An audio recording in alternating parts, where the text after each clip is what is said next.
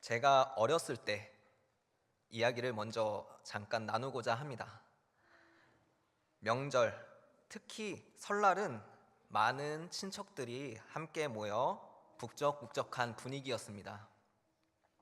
친척들이 전날 함께 모여 음식을 만들고 또 할아버지 댁에서 자거나 아침에 모여 윷놀이나 대화를 하였습니다.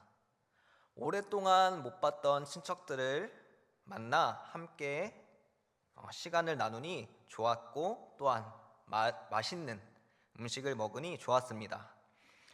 그렇게 식사가 차려지기 전에 친척들과 함께 인사를 나누고 텔레비전을 보곤 했었습니다. 왜냐하면 명절은 특히 재미있는 영화들을 많이 해줬기 때문입니다.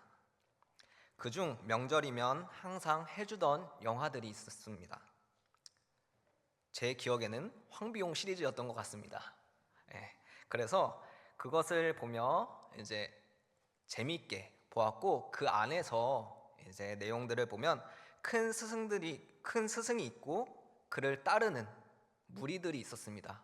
그래서 그들이 그 스승의 가르침을 받고자 오면 그 스승은 제자들에게 자신의 것을 알려주고, 제자들은 그렇게 배운 것을 따라서 열심히 익히고 해서 배워가는 그러한 모습들을 보았습니다. 이처럼 중국 영화에서는 스승은 제자에게 자신이 익힌 것을 알려주고, 제자는 스승의 가르침을 받아 행했습니다. 그렇다면 이제 오늘날 제자라는 단어는 어떻게 쓰일까라는 궁금증이 들었습니다. 그래서 그냥 제가 생각했을 때는 가장 보편적으로 쓰이는 것은 학교가 가장 먼저 떠올랐습니다.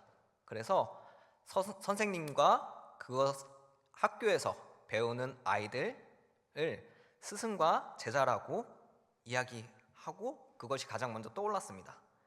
그리고 이제 많은 사람들이 생각하는 그러한 제자에 대해서는 어떻게 이제 포털에서 이제 가장 많이 쓰는 인터넷에서 한번 찾아보았습니다.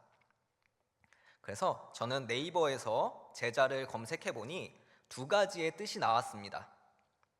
스승으로부터 가르침을 받는 사람, 그리고 두 번째로는 예수의 가르침을 받아 그의 뒤를 따르는 사람이라고 나왔습니다.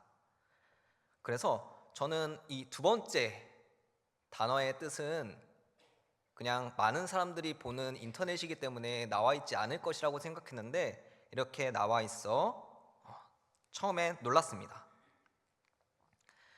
세상에서는 부족한 것들을 강조하며 자꾸 과한 욕심에 사로잡히게 합니다. 하지만 그와 같은 것들이 지나갈 뿐이지 영원하지 않다는 것을 뉴스나 역사를 통해서 우리들은 볼 수 있습니다. 하나님께서 우리에게 지나가 버리는 것이 아닌 영원한 것이 있음을 알려주셨습니다. 그것은 바로 하나님 나라입니다. 하나님 나라는 예수님을 믿는 것, 그리고 십자가를 통해 우리의 죄를 해결하심을 믿는 것, 그것이 유일한 길임을 성경을 통해서 알려주고 있습니다. 예수님께서 알려주신 것을 믿는다면 결론적으로 말씀을 따라 사는 것이 따라오게 됩니다. 예수님께서는 천국과 지옥이 있음을 알려주셨고, 천국은 슬픔과 고통이 없는 곳, 하나님과 함께하며 영원히 찬양드리는 곳, 안식이 있는 곳이라는 것을 알려주셨고, 그곳에서 우리와 함께 있기를 원하신다는 것을 알려주셨습니다. 천국이 이렇게 좋은 곳임을 알게 되었다면 우리가 믿으며 말씀을 따르는 예수님은 어떤 분인가 알아야 할 것입니다. 빌립보서 2장 6절에서 8절까지의 말씀을 함께 읽어보도록 하겠습니다.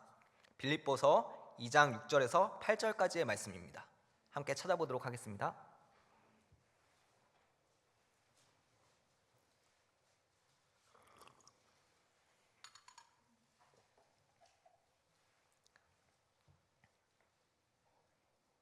함께 읽겠습니다. 시작.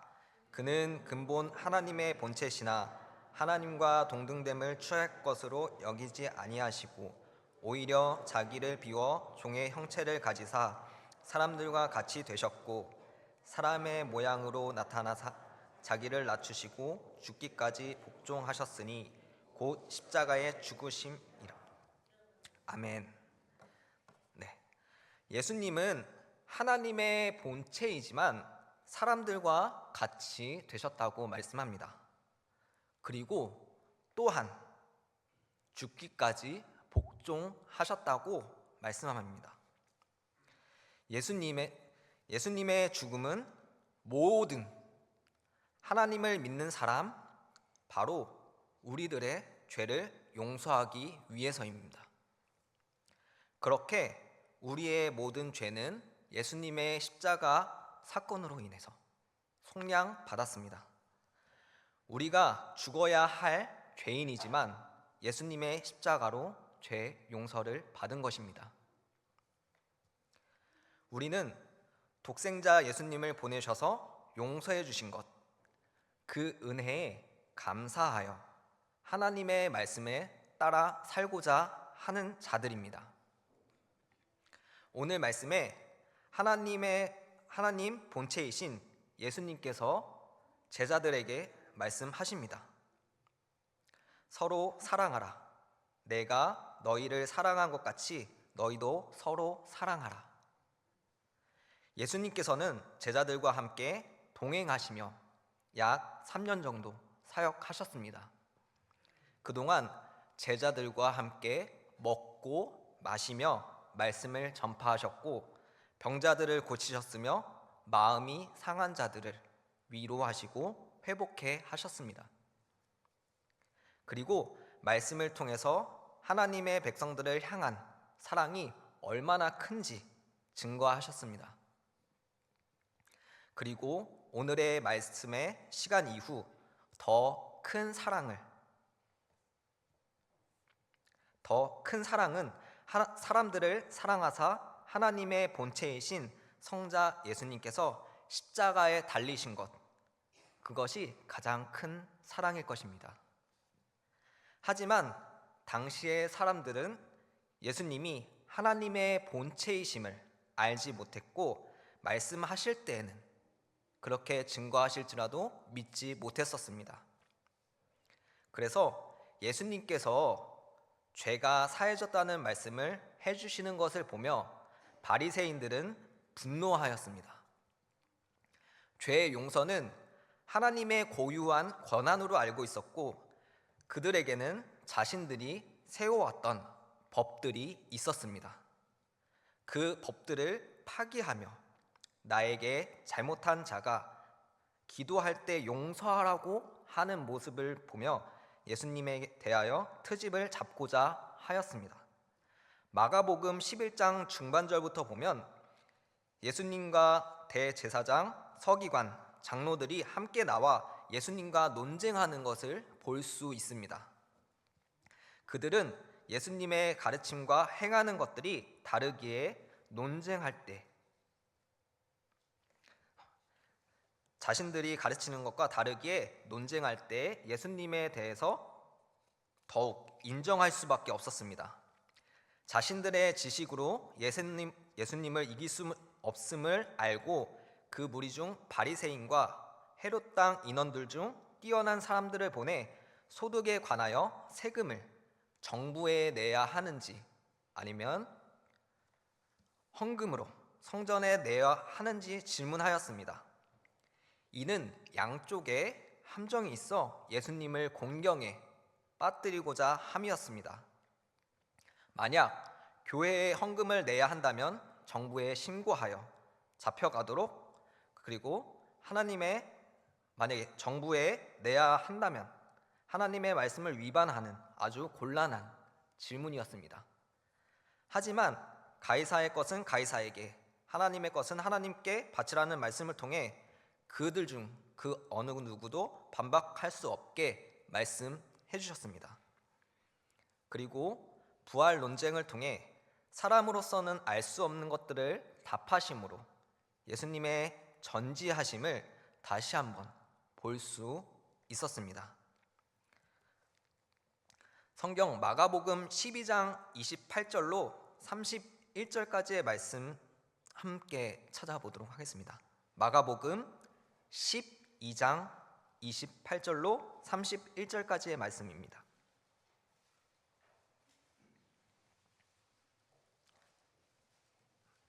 마가복음 12장 28절로 31절까지 말씀입니다.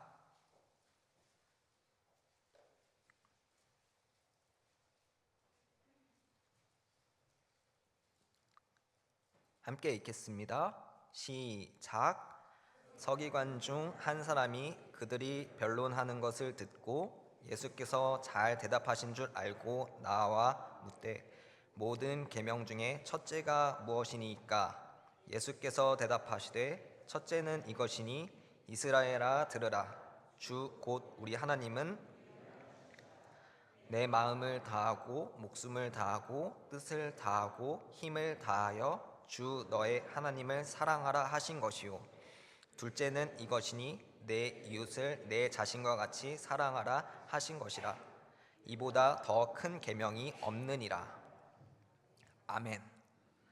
이처럼 예수님께서는 마가복음 12장 말씀을 통하여 십계명의 본뜻은 하나님을 사랑하고 이웃을 사랑하는 것이라고 알려주셨습니다. 그렇기에 하나님의 말씀을 따라 사는 사람들에게 서로 사랑할 것을 명령하십니다. 그리고 그 말씀이 입에서만 그친 것이 아니라 삶에서 본으로 보이셨습니다. 많은 병자와 가난한 자, 약한 자들을 돌보셨습니다. 그리고 가룟 유다는 예수님을 배반할 것을 처음부터 아셨을 것입니다.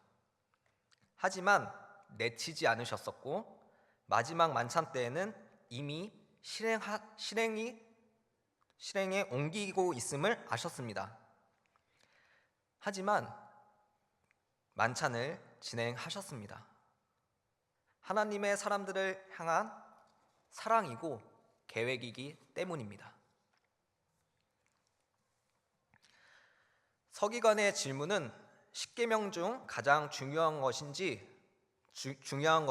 무엇인지 물어본 것입니다. 하지만 예수님의 답은 그들의 생각을 뛰어넘었습니다. 문제에 얽매여 있는 자들에게 하나님께서 십계명을 주신 진짜 목적과 의미를 알려주신 것입니다. 그렇게 하나님께서 우리에게 명령하신 것, 하나님을 사랑하고 이웃을 사랑하라는 말씀을 주신 것입니다.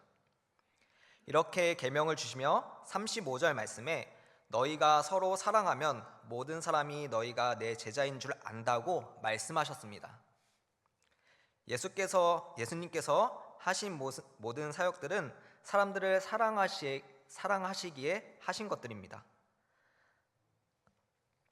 우리들은 하나님의 말씀을 믿는 자들의 모임입니다.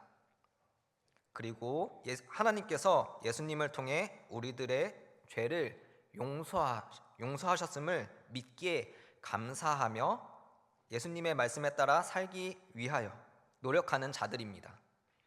그 예수님께서 서로 사랑하라고 말씀하십니다. 그렇게 할 때 모든 사람이 우리가 예수님의 제자임을 알게 된다고 말씀합니다. 제가 우리 교회에 오기 전에 아버지께서 많이 아프셨었습니다. 그래서 채 한 해가 가기 전에 이제 돌아가셨습니다. 그래서 교회에서 부서 외에 많은 분들을 제가 알지 못했었습니다. 하지만 이제 그렇게 알지 못했음에도 불구하고 교회에서 많은 분들이 함께 와서 위로해 주시고 이렇게 함께 기도해 주시고 예배해 주시는 모습을 보았습니다. 그래서 그 모습을 통해서 저는 정말 사랑이 많은 교회구나 라고 생각을 했고 그렇게 그러한 마음들이 더 커졌습니다. 그리고 부서와 선교 등 교회의 여러 모임들을 오가며 뵙는 많은 분들께서 사랑해 주시고 또 말과 행동들을 통해서 그렇게 느끼도록 많은 분들이 대해 주셨습니다. 이러한 모습들을 보면서 우리 교회는 하나님께서도 기뻐하시는 교회겠다라는 생각을 하였습니다. 그렇게 우리 교회의 이름 충신, 영어로는 CS, Come and See의 슬로건과 같이 많은 사람들이 충신해서 말씀을 따라 살아가는 공동체를 보고 또한 그 안에서 하나님의 사랑을 경험하고 또한 행하는 그러한 공동체가 되었으면 좋겠습니다. 32절에 예수님께서 잠시 함께 있다 떠난다고 말씀하셨습니다. 그 말을 들은 베드로가 37절을 통해 예수님을 위하여 죽을지라도 따라가겠다고 고백합니다. 하지만 예수님께서 단호하게 따라올 수 없다라고 답하십니다. 왜냐하면 예수님께서는 십자가에 달리실 예정이기 때문입니다. 그리고 베드로에게 시간이 지나 때가 되면 따라오게 될 것이다 라는 말씀을 통해 결국은 주님을 따라갈 수 있음을 말씀해 주셨습니다. 실제로 베드로가 예수님을 따라 어디든지 가고자 하지만 고난이 오자 피해버리는 모습을 볼 수 있습니다. 혹시 우리도 그와 같지 않습니까? 예수님을 믿었고 말씀을 따라 살아야 하는 다짐을 하지만 세상 가운데 살다 보면 여러 환경들에 의해 타협하거나 잠시 내려놓는 등 온전한 그리스도의 삶을 살기가 참으로 어렵습니다. 지금 우리의 모습이 하나님이 보시기에는 많이 부끄러운 모습입니다. 우리는 지금 성화되어져 가는 과정을 지나고 있습니다. 마치 베드로가 처음에 닭이 우기 전에 3번 부인하고 그중 한 번은 저주까지 하는 모습이지만 나중에는 예수님을 전하는데 큰 일들을 하는 주역이 되었던 것처럼 우리들도 비록 지금은 부족하지만 하나님 앞에서 온전한 자들이 되기를 소망합니다. 그렇다면 예수님의 가르침을 따르는 자들로서 예수님께서 주신 계명들을 잘 지켜야 할 것입니다. 서로가 사랑하라. 그리하면 너희가 내 제자인 줄 알리라. 우리가 서로 사랑한다면 예수님의 제자인 것을 안다고 합니다. 예수님의 제자임을 교회 안에서만 아는 것이 아닌 모든 사람들이 알게 된다고 합니다. 우리는 먼저는 하나님을 사랑하는 자가 되고 두 번째로는 우리의 이웃들, 교회 안에서와 밖에서도 예수님께서 우리에게 보여주신 그 사랑을 실천하여 예수님의 제자로서의 삶을 살아가는 저와 여러분들이 되시기를 소망합니다. 기도하겠습니다. 하나님 아버지, 감사합니다. 저희들을 사랑하셔서 예수님을 보내주시고 또한 말씀을 통해 우리가 그 사실을 깨닫고 또한 하나님 앞에 나와 예배할 수 있게 하여 주님을 감사드립니다. 하나님, 우리들이 날마다 예수님의 말씀대로 살아가며 그 말씀을 지키기에 노력하지만 그렇게 하지 못할 때가 있음을 고백합니다. 하지만 그 끝에 더 나아가서는 하나님의 말씀대로 온전히 나아가게 될 것을 믿으며 하나님께 더욱더 나아가는, 매달릴 수 있는 모든 자들이 될 수 있도록 은혜 내려 주시옵소서. 이 모든 말씀 예수님의 이름으로 기도드렸습니다. 아멘.